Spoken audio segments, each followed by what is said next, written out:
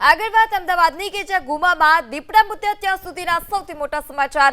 દીપડાને પાંજરે પૂરવા વન વિભાગની કવાયત તેજ। દીપડાને પકડવા માટે વન વિભાગે પાંજરા ગોઠવ્યા।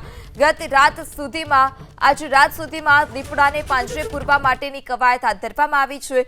વન વિભાગે સોસાયટી આસપાસ 4 જેટલા પાંજરા ગોઠવ્યા છે।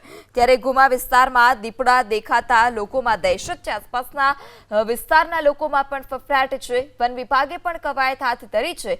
આજે સાંજ સુધીમાં દીપડાને પકડવા માટે કવાયત તેજ કરવામાં આવી છે। 4 જેટલા પાંજરા વન વિભાગે ગોઠવ્યા છે। ત્યારે અમદાવાદના ગુમામાં દીપડા મુદ્દે આ સૌથી મોટા સમાચાર। દીપડાને પાંજરે પૂરવા માટે વન વિભાગે કવાયત તેજ કરી છે। ગુમા વિસ્તારના આ દ્રશ્યો કે જ્યાં પહેલા પાળી પાસે દીપડો જે છે તે દેખાયો, ત્યારબાદ પાળી કૂદી દીપડો ત્યાંથી આગળ જતો પણ નજરે પડ્યો। લોકોમાં દહેશત છે, આસપાસના સ્થાનિકોમાં દહેશત છે કે હવે રહેણાંક વિસ્તાર સુધી, સિટી સુધી જે દીપડા છે, 4 પગનો આતંક છે તે ફરી વળ્યો છે। વન વિભાગ કે જેણે સોસાયટી આસપાસ 4 જેટલા પાંજરા ગોઠવ્યા છે।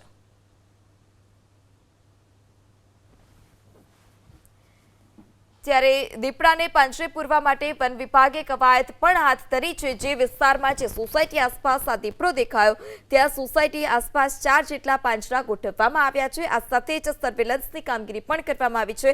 આ દ્રશ્ય પણ આપ જોઈ શકો છો કે વન વિભાગની ટીમ કે જે પાંજરા સાથે તે વિસ્તારમાં પહોંચી અને એક બાદ એક અલગ અલગ સોસાયટી આસપાસ 4 જેટલા જે પાંજરા છે તે 4 જેટલા પાંજરા ગોઠવવામાં આવ્યા છે, જેને કારણે દીપડો કે જે કોઈને નુકસાન ન પહોંચાડે, દીપડો કોઈ પર હુમલો ન કરે અને દીપડો પાંજરે પુરાઈ જાય। આ સોસાયટીની અંદરના પણ દ્રશ્યો સામે આવ્યા છે કે પહેલા પાળી કૂદીને દીપડો ત્યાંથી પસાર થઈ રહ્યો છે અને ત્યારબાદ સોસાયટીમાં લટાર મારીને તેની કવાયત વધુ તેજ કરવામાં આવી છે। અને દ્રશ્યો અત્યારે આપ જોઈ શકો છો, સરનદીપ મેન્શનની સામે આવેલ જે ખુલ્લો પ્લોટ છે તેમાં પિંજરા વધુ પ્રમાણમાં ગોઠવવામાં આવ્યા હોય તે પ્રકારની સ્થિતિ છે। તેની સાથે ટેમ્પરેચર ગન છે તે પણ અહીંયા આગળ મૂકવામાં આવી છે।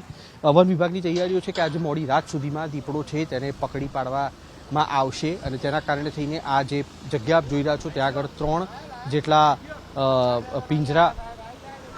પિંજરા છે તે મૂકવામાં આવ્યા છે। ફોરેસ્ટ વિભાગની ટીમ ને ચોક્કસ બાતમી મળી હોવાના ભાગરૂપે થઈને આ સામે જે આવેલો હિસ્સો છે ત્યાં આગળ અત્યારે પિંજરા વધુ પ્રમાણમાં ગોઠવવામાં આવ્યા છે। તેની સાથે જે મારણ છે તે પણ અહીંયા આગળ મૂકવાની તૈયારી કરવામાં આવી છે, જેથી કરીને તેની સુગંધથી આકર્ષાઈને દીપડો છે તે અહીંયા આગળ આવે તો તેને ટ્રેપ કરી શકાય। આખો રસ્તો છે તેને પોલીસની મદદથી અત્યારે કોઈપણ અજાણ્યા વ્યક્તિઓને અને સોસાયટીના સભ્યો સહિત તમામ લોકોને અહીંયા આગળથી દૂર સતત ખસેડવાની કામગીરી છે તે કરવામાં આવી રહી છે।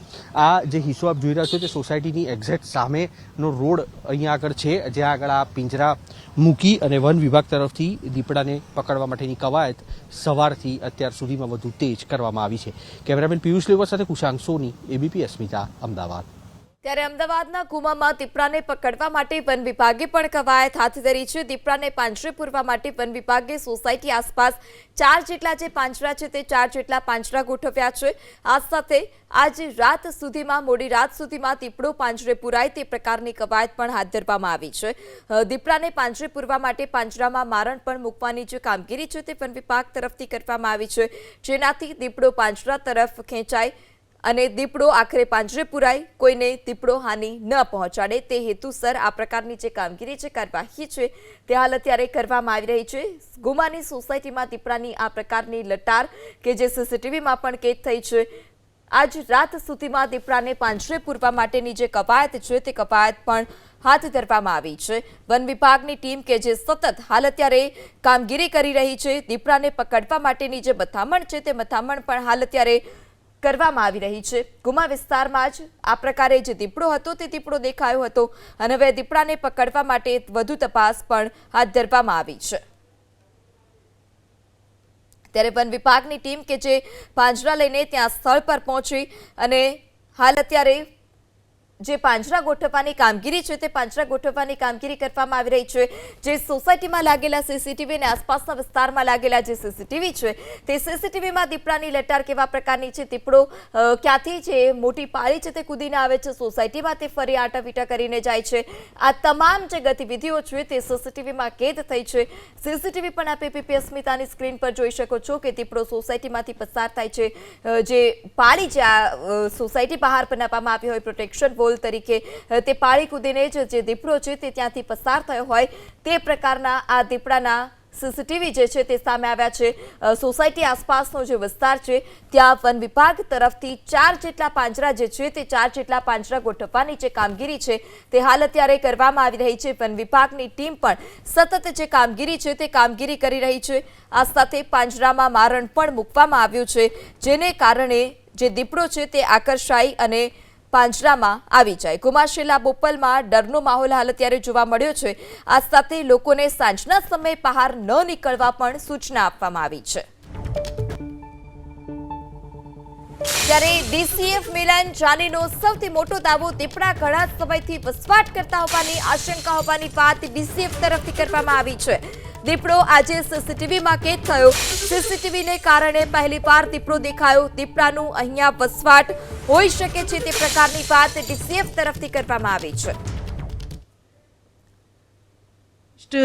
સીસીટીવી કેમેરા ને એ બધું છે એના કારણે કદાચ આપણને પહેલી વાર ખ્યાલ આવ્યો હોય અને આટલા જ વિસ્તારની અંદર આજે આજુબાજુના જંગલ વિસ્તાર છે એની અંદર રહેતો હોય એવી શક્યતાઓ છે। આપણે ત્યારે ડીસીએફ મિનલ જાનીનો આ સૌથી મોટો દાવો કે આ પહેલી વખત દીપડાના આંટાફેરા સીસીટીવીમાં કેદ થયા છે, પરંતુ અહીં આસપાસ જંગલ વિસ્તારમાં દીપડો રહેતો હોઈ શકે છે। ત્યારે આવો ફરી સાંભળીએ ડીસીએફ મિનલ જાનીનો શું દાવો છે। આપણને પહેલી વાર ખ્યાલ આવ્યો હોય અને આટલા જ વિસ્તારની અંદર આજે આજુબાજુના જંગલ વિસ્તાર છે એની અંદર રહેતો હોય એવી શક્યતાઓ છે। આપણે ઘનિષ્ઠ સીસીટીવી કેમેરા ને એ બધું છે એના કારણે કદાચ આપણને પહેલી વાર ખ્યાલ આવ્યો હોય અને આટલા જ વિસ્તારની અંદર આજે આજુબાજુના જંગલ વિસ્તાર છે એની અંદર રહેતો હોય એવી શક્યતાઓ છે।